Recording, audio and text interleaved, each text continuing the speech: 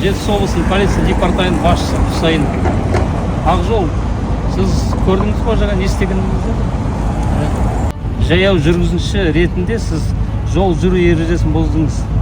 Қазақстан Республикасының әкімшілік кодексінің 615 бабына сәйкес сіз мына жаңағы өтіп бара жатқан автокөліктерге кедергі жасап отырсыз. Ең маңызды өзіңнің жаңағы өміріңе қауіп төндіріп отырсың.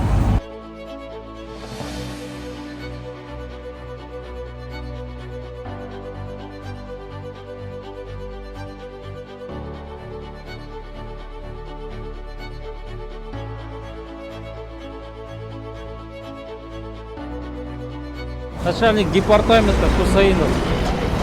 Как ваше здоровье? Нормально. Куда следуете? В Китай. Китай? На Достык. Достык? Выгрузился в Бишкеке. Выспались? Да, я стоял в этом Канаеве. На трассе как? Да вообще Сотрудники хорошо. как наши? Сотрудники, претензий никаких. Все как бы культурно. Самое главное, я думаю, не нарушать, Ну, соблюдать опытные водители, потому что есть случаи дорожно-транспортных происшествий, несоблюдения скоростного режима.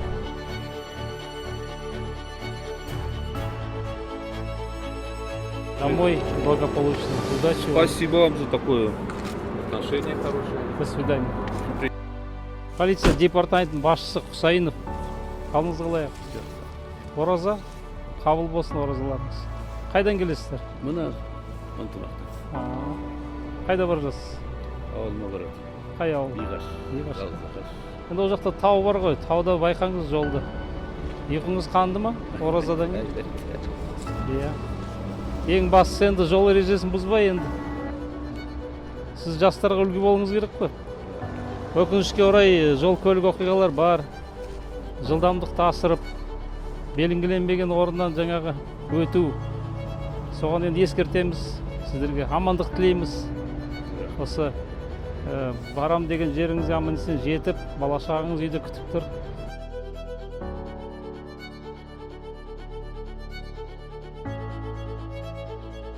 Мереке күндерінен кейін қоғамдық тәртіпті қамтамасыз ету және құқық бұзушылықтың алдын алу мақсатында облыс аумағында бірқатар профилактикалық жұмыс жүргізілуде.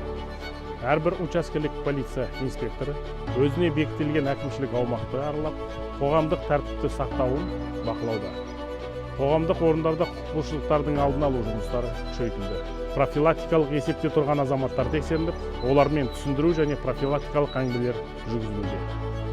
Қоғамдық орындарда алкогольдік мас күйде жүрген азаматтар анықталған жағдайда заң талаптарына сәйкес тиісті шаралар қабылдануда.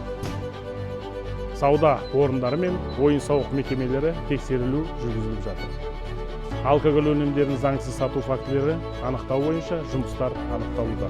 Сонымен қатар тұрғындармен кездесулер өткізіліп, құқық бұзушылық алдын алу бойынша түсіндіру жұмыстары жүргізілуде. ТСК, ОСИ төралығымен және үйлердің үлкендерімен тығыз байланыс орнату. Негізгі мақсат мерекеден кейін құқық бұзушылықтың алдын алу.